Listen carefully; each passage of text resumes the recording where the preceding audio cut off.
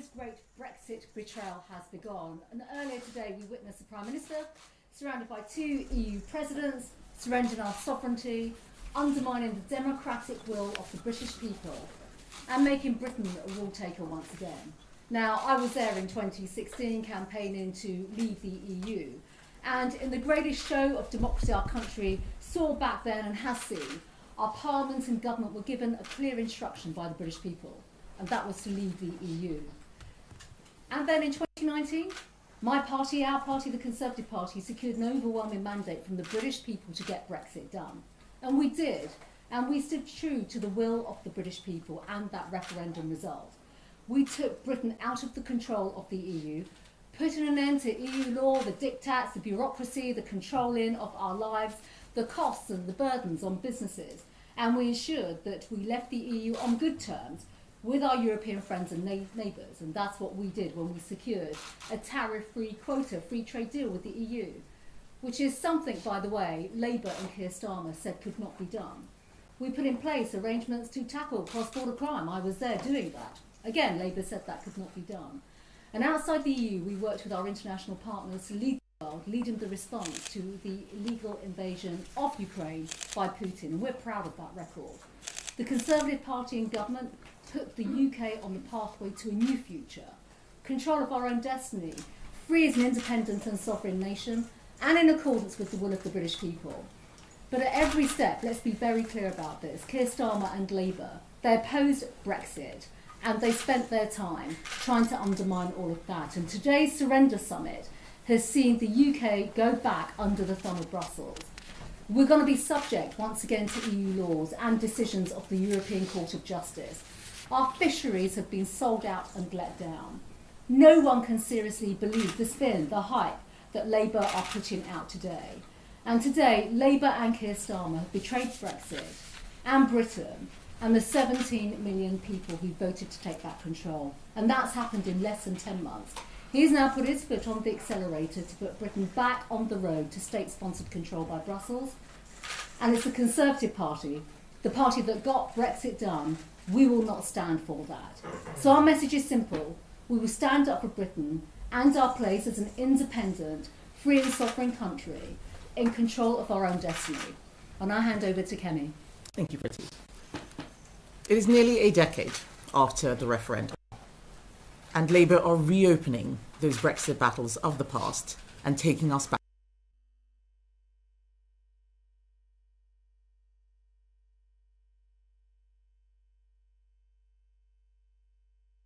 backwards, not forwards. We should be talking about how we use the opportunities we have, having left the European Union. Instead, today, we found out that after months of secret negotiations away from Parliament, the media and the public, the Labour government, Keir Starmer's government, has surrendered many of the gains we secured, our sovereignty, our money and control over our laws to the European Union. We had a good idea what was coming. That is why at the start of this negotiation process, we set the government 5 key tests that would protect the people of this country and stop us refighting the battles of the past. We also said clearly that at the first available opportunity, we would reverse any deal that breached those 5 tests. This government has breached every single one of those 5 tests. They were no backsliding on free movement, no new money paid to the EU, no reduction in our fishing rights, no rule-taking, no dynamic alignment or European court jurisdiction, no compromise on the primacy of NATO as the cornerstone of European security. And yet here we are. This deal will mean Britain becoming a rule-taker, accepting dynamic alignment, giving up fishing rights, and paying new money to the EU. Of course, there is some welcome progress, but it is staggering that on fisheries, Britain is now in a worse position than the Faroe Islands. And on agri-food, we are in a weaker position than New Zealand, who got SPS concessions without being a rule taker or paying money. Rules affecting our farmers will be set by the French, and on free movement, we simply don't know what the government will agree to. meaning we are left with the risk that Labour will open the door to migrants from across Europe and their dependents. On energy, by accepting EU carbon pricing, this sellout deal will mean higher bills for businesses and families. Britain is Europe's largest defence power and has led the West in the response to the war in Ukraine. And yet, thanks to Labour's negotiating, we have ended up with a surrender deal. Perhaps that should have been no surprise. Anyone who watched Keir Starmer agree that we would pay Mauritius for our own territory in the Chagos Islands, or try to claim that a non-binding agreement with President Trump, which left us in a weaker position than a few months ago, was historic. In this case, Keir Starmer has broken not only my 5 tests, but his own promises. He said Britain shouldn't be a rule taker. Now we will be. He said he would protect our fishermen. He hasn't. He said he wanted to take us forward.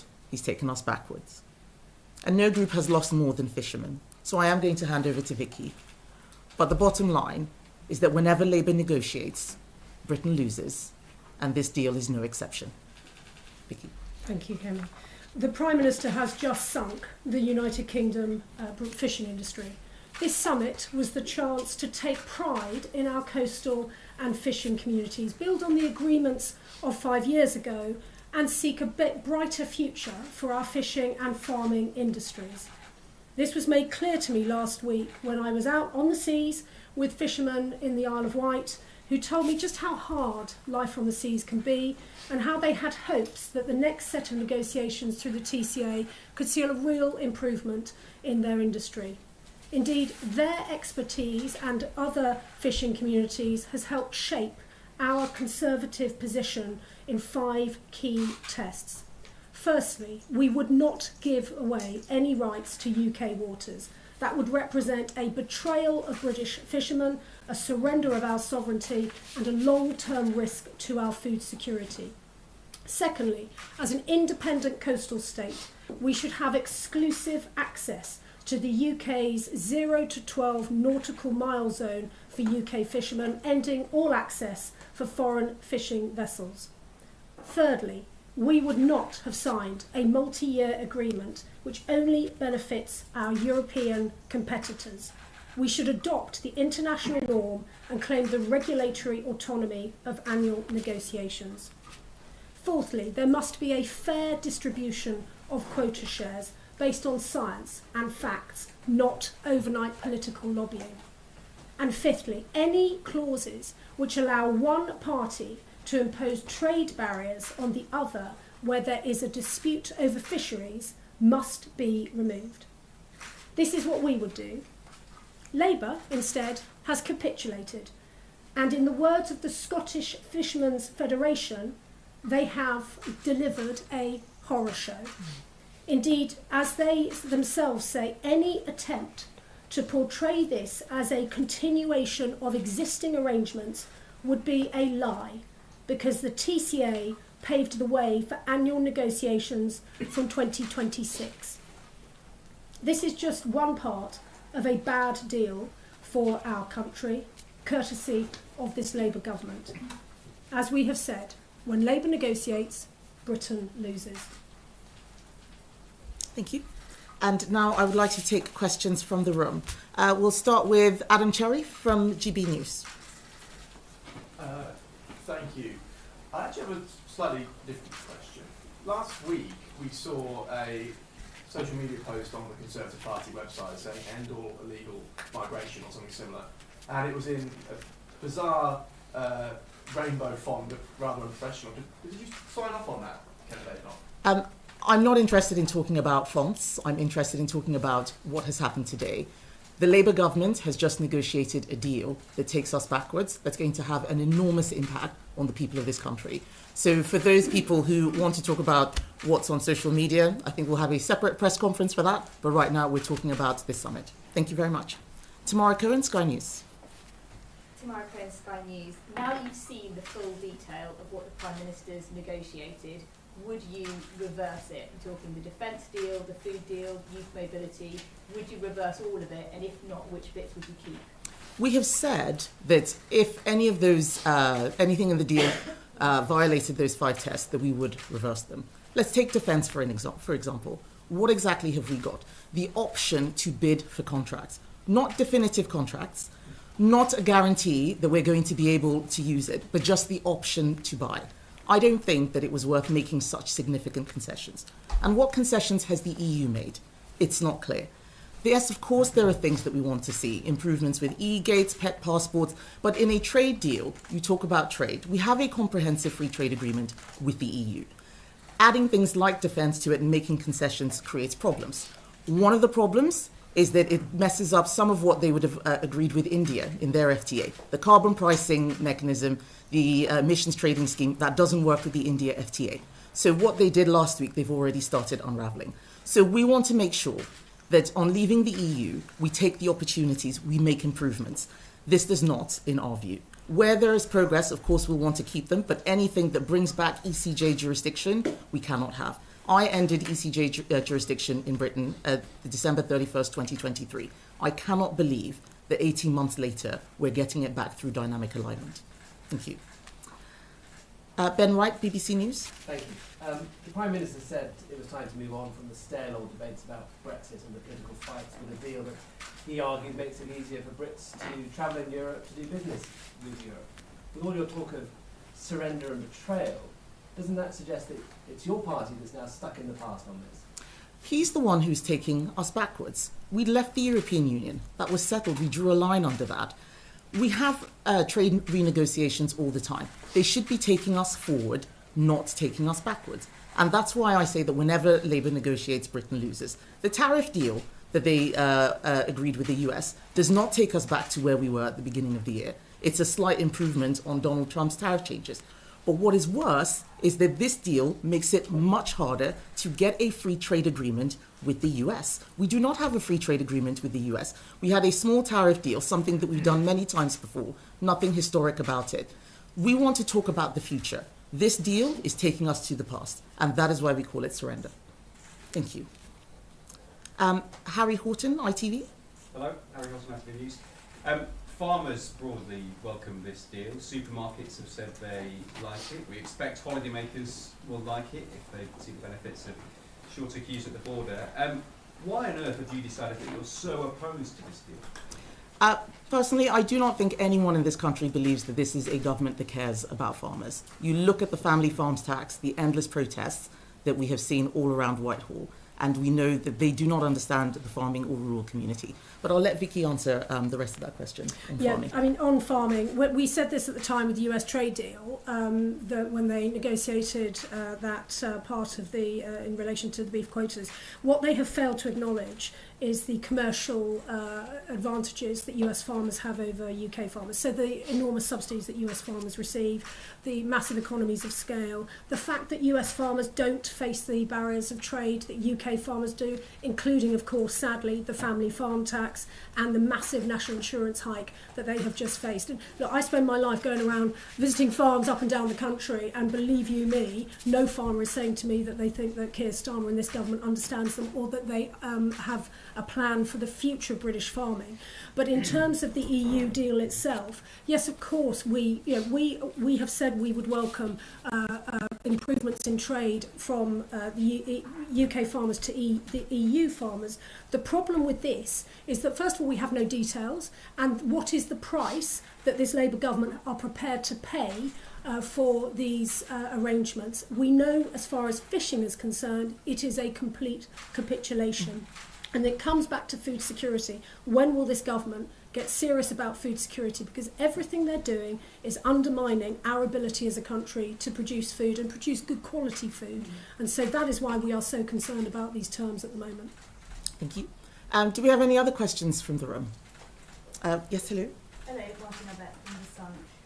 One of your predecessors famously said that the jury was out on whether France's Emmanuel Macron was a friend or a foe. After what has emerged from today's deal, reports of France wanting to tie fishing rights to the fence, do you agree with that statement? I don't think we need to be getting into whether people are friends or foes. We're having a trade negotiation, and every side in a trade negotiation is trying to get the best for its people. We need to make sure that we have a Prime Minister and a government who are negotiating in our national interests. What I have seen right now is a Prime Minister who is just trying to get closer to the EU and is giving concessions in the hope that anything, can give him a PR moment. I don't think that's right. This is not about Macron. This is about Keir Starmer. Thank you. Jason Gross? Thanks.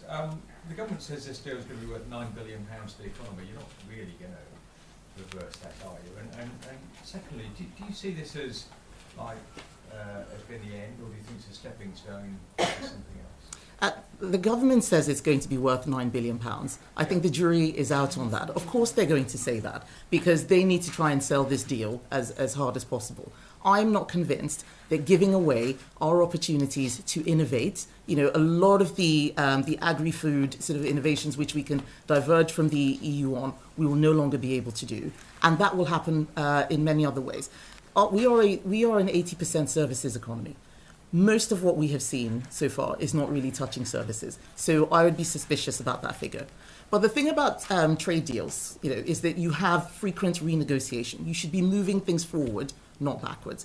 And I never signed a deal that would take us backwards. It's why we did not renegotiate the trade deal with Canada. They wanted hormone beef. We said no, we down tools and we walked away. What I see with Keir Starmer is somebody who will never walk away, and he'll just accept any deal, no matter the cost, and ask people to congratulate him for getting that deal. That is not right.